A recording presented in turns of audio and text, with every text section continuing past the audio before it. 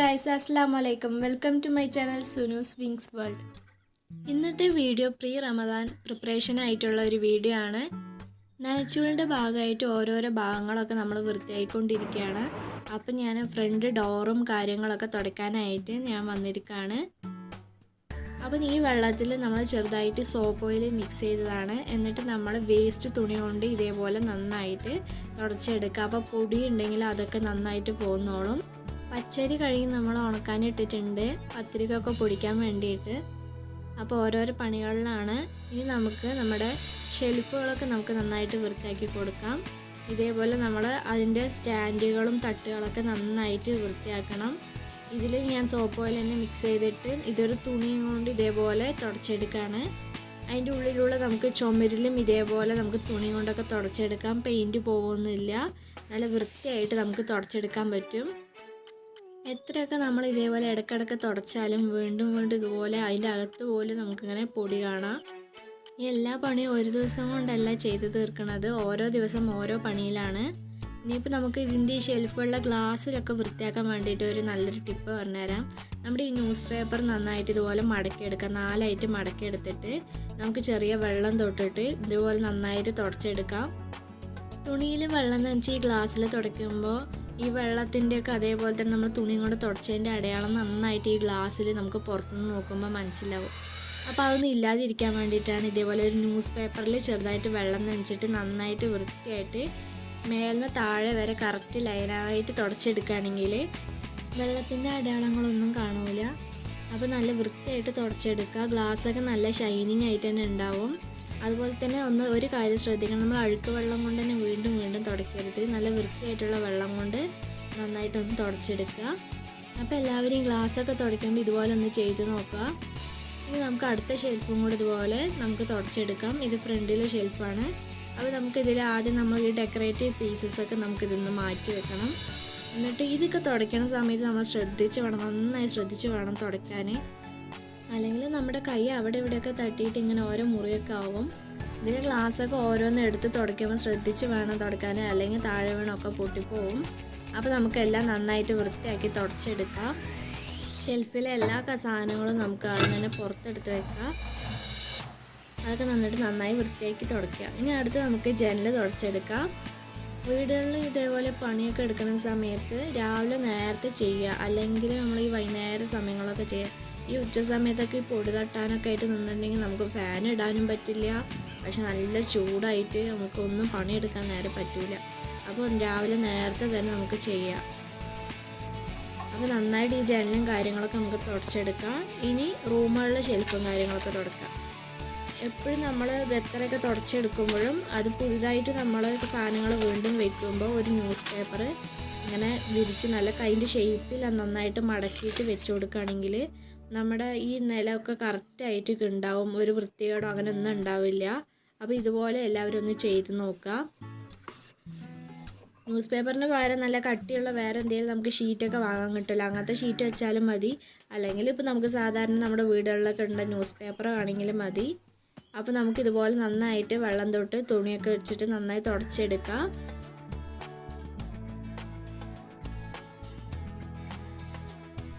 പുതിയ ന്യൂസ് പേപ്പറൊക്കെ മടക്കി നല്ല വൃത്തിയാക്കി നമ്മൾ സെറ്റാക്കി കൊടുത്തിട്ടുണ്ട്. ഇനി നമുക്ക് ഇതിലേക്ക് വെക്കേണ്ട സാധനങ്ങളൊക്കെ വെച്ച് കൊടുക്കാം.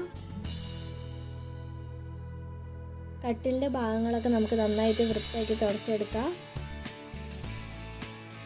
നമ്മൾ കാണുന്ന ഏരിയയിൽ മാത്രം തുടയ്ക്കാതെ നമുക്ക് കട്ടിലിൻ്റെ എല്ലാ ഭാഗങ്ങളിലും ബെഡൊക്കെ മാറ്റി നമ്മൾ വൃത്തിയാക്കിയിട്ട് തുടച്ചെടുക്കാം.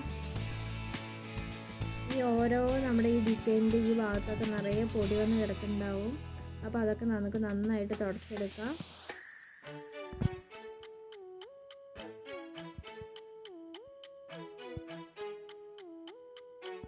ഇനി നമുക്ക് വാതിൽ തുടച്ചെടുക്കാം. വാതിലിൽ ഇതേപോലെ തന്നെ ഈ സൈഡ് ഭാഗങ്ങളൊക്കെ നന്നായിട്ട് തുണി അതിൻ്റെ ഉള്ളിലേക്ക് ആക്കിയിട്ട് നന്നായി വൃത്തിയാക്കി കൊടുക്കുക. ഓരോ ദിവസം ഓരോ ഏരിയ ആയിട്ട് നമുക്ക് വൃത്തിയാക്കി എടുക്കാം. ഒരു ദിവസം ഒരു റൂം വൃത്തിയാക്കാം, പിറ്റേ ദിവസം വേറെ റൂം വൃത്തിയാക്കാം, അങ്ങനെയൊക്കെ. അപ്പോൾ ഇന്ന് നമുക്ക് ഈ റൂമൊക്കെ നല്ല വൃത്തിയാക്കി എടുത്തിട്ടുണ്ട്. അപ്പോൾ നല്ല അടിപൊളിയായി വന്നിട്ടുണ്ട്.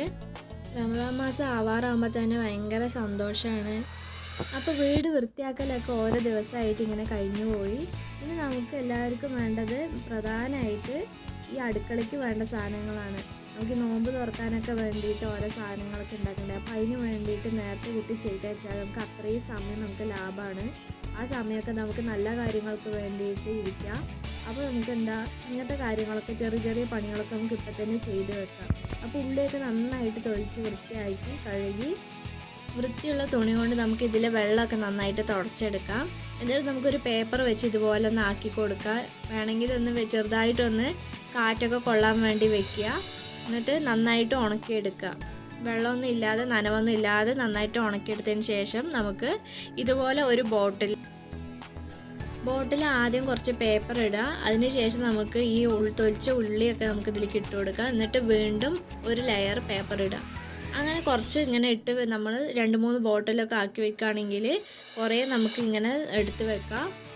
അതുപോലെ തന്നെയാണ് നമ്മൾ നോമ്പ് തുറക്കാൻ വേണ്ടിയിട്ട് നമ്മൾ കട്ട്ലേറ്റ് അങ്ങനത്തെ കാര്യങ്ങളൊക്കെ ഉണ്ടാക്കുമല്ലോ. അപ്പോൾ അതിന് വേണ്ടിയിട്ടുള്ള നമുക്ക് ബ്രെഡ് ക്രംസ് ഉണ്ടാക്കി വെക്കാം. അതിന് വേണ്ടിയിട്ട് നമ്മൾ വീടുകളിലൊക്കെ വാങ്ങുന്ന റസ്ക് നമുക്കിതുപോലെ നന്നായിട്ട് ജാറിലിട്ട് പൊടിച്ചെടുത്ത് വെക്കാം. നനവൊന്നും ഇല്ലാതെ വേണം നമ്മൾ പൊടിച്ചെടുക്കാനും അതുപോലെ ഒരു ബോക്സിലാക്കി വെക്കാനും, അല്ലെങ്കിൽ അത് നന്നായിട്ട് തണുത്ത് പോവും. നോമ്പ് തുറപ്പിക്കലിന് വേണ്ടി നമ്മൾ നേരത്തെ കൂട്ടി നമ്മൾ ഈ കടികളൊന്നും ഉണ്ടാക്കി വെക്കേണ്ട ആവശ്യമില്ല. നമ്മൾ കടികൾക്ക് വേണ്ടിയിട്ടുള്ള ഇതുപോലെ സാധനങ്ങളൊക്കെ പൊടിച്ച് വെക്കാം. സമൂസ ഷീറ്റൊക്കെ നമുക്ക് ഉണ്ടാക്കി വെക്കാം. അങ്ങനെ ചെറിയ പണികളൊക്കെ നമുക്ക് ഇപ്പം തന്നെ ചെയ്ത് വെക്കാം. അപ്പോൾ നമ്മൾ ബ്രെഡ് ക്രംസൊക്കെ നന്നായി പൊടിച്ച് ഇട്ടിട്ടുണ്ട്. ഇനി നമുക്കിത് നല്ല അടച്ചിട്ട് നമ്മൾ ഫ്രിഡ്ജിൽ സൂക്ഷിച്ച് വെക്കാം. എന്നിട്ട് നമുക്ക് വേണ്ട സമയത്ത് ഇതുപോലെ എടുത്തിട്ട് നമ്മൾ കട്ട്ലേറ്റും കാര്യങ്ങളൊക്കെ ഉണ്ടാക്കിയെടുക്കാം. എല്ലാവർക്കും കഷ്ടമുള്ളൊരു പണിയാണ് ജിഞ്ചർ ഗാർലിക് പേസ്റ്റ് ഉണ്ടാക്കി വെക്കല്. അപ്പോൾ ഈ ഫുഡും കാര്യങ്ങളൊക്കെ ഉണ്ടാക്കുന്ന സമയത്ത് അത് തൊലിച്ചെടുക്കാനും അത് ഉണ്ടാക്കാനും അരച്ചെടുക്കാനൊക്കെ ഭയങ്കര പാടായിരിക്കും. അപ്പോൾ നമുക്ക് ഇപ്പം തന്നെ അത് ഉണ്ടാക്കി വെക്കാം. അതിലേക്ക് വേണ്ടിയിട്ട് നമ്മൾ ഇഞ്ചിയും വെളുത്തുള്ളിയും നന്നായി ഒന്ന് കഴുകി വൃത്തിയാക്കിയിട്ട് ചെറുതായി ഗ്രൈൻഡ് ചെയ്തെടുക്കുക. അതിലേക്ക് 1/2 ടീസ്പൂൺ മഞ്ഞൾപ്പൊടി, ആവശ്യത്തിനുള്ള ഉപ്പും കൂടെ ഇട്ടിട്ട് നന്നായി പേസ്റ്റാക്കി എടുക്കുക. മഞ്ഞൾപ്പൊടിയും ഉപ്പും ഇട്ട് കൊടുക്കുന്നത് നമ്മൾ ഇഞ്ചി വെളുത്തുള്ളി പേസ്റ്റ് കേടുകൂടാതെ കുറച്ചധികം നിൽക്കാൻ വേണ്ടിയിട്ടാണ്. അപ്പോൾ നന്നായിട്ട് ഇതുപോലെ അരച്ചെടുത്ത് നമുക്ക് നനവില്ലാത്ത ഒരു ബൗളിലാക്കിയിട്ട് നമുക്ക് ഇതുപോലെ നന്നായിട്ട് അടച്ച് വെച്ച് നമുക്ക് ഫ്രിഡ്ജിൽ വെക്കാം.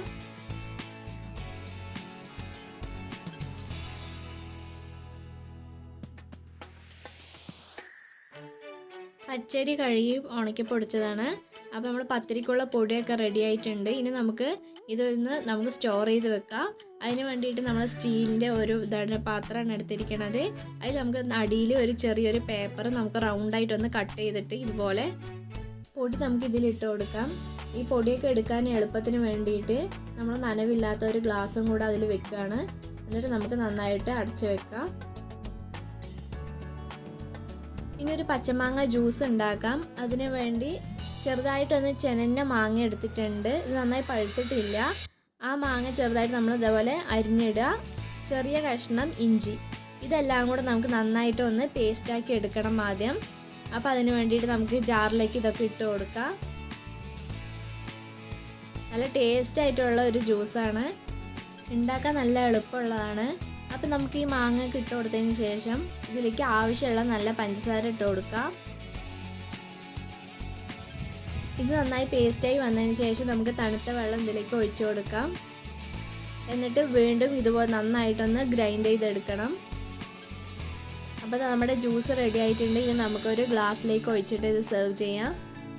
അപ്പോൾ എല്ലാവരും ഈ വീഡിയോ ഇഷ്ടപ്പെട്ടാൽ ലൈക്ക് ചെയ്യുക. ഈ വീഡിയോയിലുള്ള കാര്യങ്ങളൊക്കെ ടിപ്സും കാര്യങ്ങളൊക്കെ എല്ലാവരും ഫോളോ ചെയ്യുക. ഇൻഷാ അല്ലാഹ്. അപ്പോൾ ഇനി അങ്ങോട്ട് ഇഫ്താർ വ്ളോഗൊക്കെ വരുന്നതാണ്. അപ്പോൾ എല്ലാവരും അതൊക്കെ കാണാൻ സപ്പോർട്ട് ചെയ്യുക.